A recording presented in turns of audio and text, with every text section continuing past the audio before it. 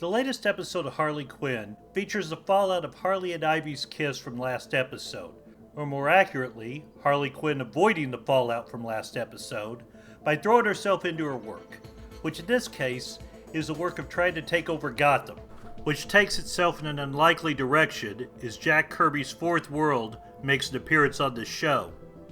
Hello everyone, I'm DanTheMan, and this episode in some ways was filler, but was not completely filler, as it seems to have finally wrapped up the storyline of Gotham City being a no man's land and separated from the US. Harley Quinn clearly has at least somewhat come to terms with the fact her feelings for Ivy may be more than just platonic, but she clearly doesn't want to stand in the way of Harley's own happiness, which at least right now it seems is her future with Kite Man. The Kite Man and Poision Ivy subplot with her meeting his parents was entertaining, but seeing Ivy stand up for Kite Man to his parents while touching, and it shows what he means to her, was also a little bit bittersweet because I can't imagine their relationship not being doomed at this point. Although Ivy and Harley are polyamorous in the comics, so maybe Ivy will eventually get to have her cake and eat it too. But the heart of the story was Harley and her crew attempting to gain Darkseid's favor and gather an army to stop Commissioner Gordon and take over Gotham. Which is a bit extra for Harley, but it's clear Harley is doing that thinking it will fill the hole of not having what she really wants, something even Darkseid seems able to see.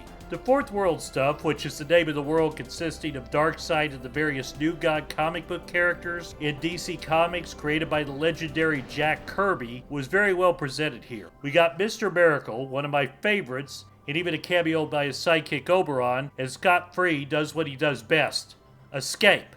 Well, attempting to escape, seems even he couldn't escape Harley's bat. We also got a brief appearance by Bug, and that is a deep cut for sure. And we got Darkseid, who was voiced incredibly by Michael Ironside, who has the perfect voice for the character. Although I was a bit surprised he let Harley talk to him like that, but it's Harley Quinn. The rules often bend to her will, whether other people mean for it to or not. Granny Goodness was also well done here and very accurate to the comics, both in her appearance and in her fight scene with Harley. And the fight scene was some great action, as was the battle in the street that followed with the Parademons. It was the perfect Harley Quinn blend of action and gore that they do so well. Also, it was great to see Harley's crew back again. After 3 episodes of mostly being absent, I was really missing them, and as usual, Clayface, Dr. Psycho, and King Shark were great in the episode. Dr. Psycho especially shined as he finally came so close to getting to be the world conqueror he always wanted. His quitting the crew was interesting though. I wonder if there's a storyline coming of this or if he's off the show. The setup was there if he did leave the show, so it was in character him to have finally have had enough and quit.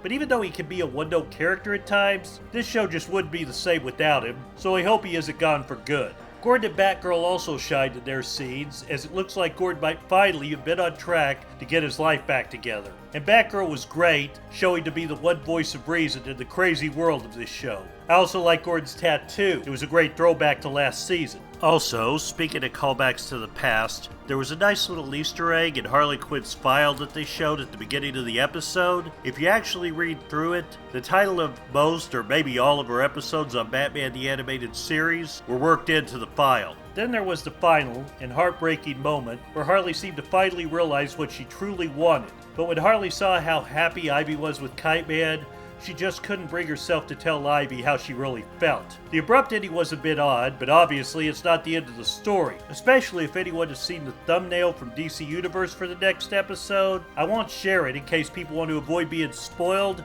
but it's a big one. And I, for one, can't wait to see it, as it looks like just like around this time last season, the second half of the season's storyline seems to be in full swing. Thanks for watching. If you like this video, be sure to like, comment, subscribe, and share the video. And also, if you like this review, don't forget to check out my Stargirl reviews, which started last week. I'm DanTheMan, and I'll see you next time.